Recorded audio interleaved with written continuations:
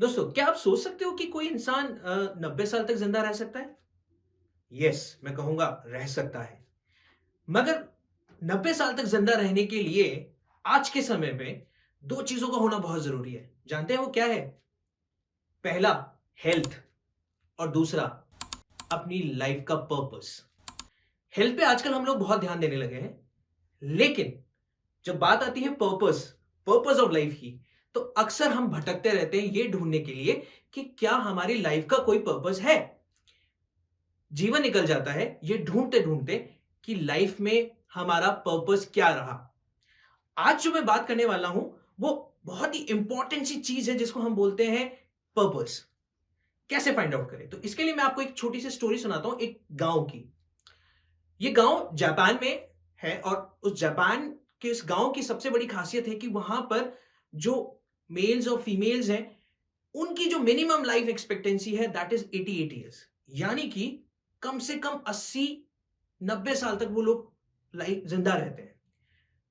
इस गांव का नाम है ओकिनावा। अब इंपॉर्टेंट चीज जो समझने वाली है कि ऐसा क्या है उस गांव पे कि वहां पर लोग ज्यादा समय तक जिंदा रहते हैं, वो भी आज के टाइम पे। तो जब उनसे पूछा गया कि ऐसी क्या चीज है जो आप लोगों को जिंदा रखती है, तो उन्होंने बताया कि हम दो चीजों पे सबसे ज्यादा फोकस करते हैं। एक, हेल्थ। और दूसरा, एक टर्म कहा उन्होंने जिसका नाम था इकिगाई। अब ये इकिगाई क्या है? इकिगाई दो वर्ड से बना है जिसका मतलब होता है इकी। इकी का मतलब लाइफ, गाय जिसका मतलब होता है पर्पस, वर्थ। यानी कि एक ऐसी चीज जिसके लिए आप रोज सुबह अपने बिस्तर से उठते हैं और एक सर्टेन एनर्जी के साथ उसको अकम्प्लिश करना चाहते हैं। ये चार चीजों से बनता है। पहला, आपका पैशन। दूसरा, आपका प्रोफेशन। तीसरा, आपका मिशन। और चौथा, दैट इज द वोकेशन। इसको समझने की कोशिश करते हैं एक छोटे से एग्जाम्पल से। ये एग्जाम्पल है एक टीचर का। एक टीचर से सवाल पूछा गया कि ऐसी कौन सी चीज है जो आपको सबसे ज्यादा पसंद है, या what do you love the most? She said, I love teaching. Wow, amazing answer. दूसरा सवाल उनसे पूछा गया, क्या आपको ऐसा लगता है कि this is something you are very good at? उन्होंने कहा, yes, I am very good at this. तो दो चीजों का कॉम्बिनेशन निकल के आया कि the thing, the teaching is something she likes a lot and she is also having the expertise of that. जब हम इसको कंबाइन करते हैं तो it becomes your passion.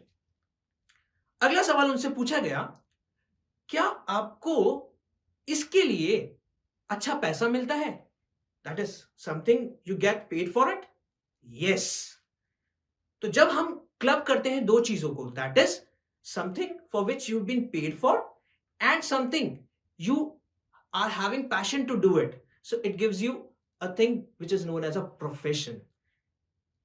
Third thing, what you love, that is was teaching.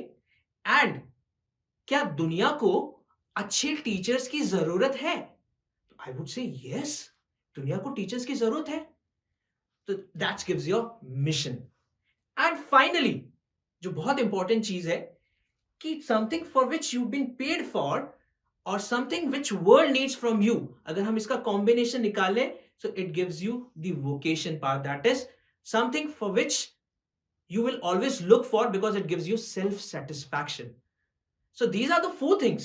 अगर हम इसको identify कर लें और इसका एक सिमेट्रिक वेन डायग्राम बना के हम ये आइडेंटिफाई कर लें कि ये चारों चीजें क्या उसमें कवर हो रही हैं, so you will able to find your ikigai, your happiness and the purpose of your life. I hope आपको ये वीडियो अच्छा लगा होगा। Thank you.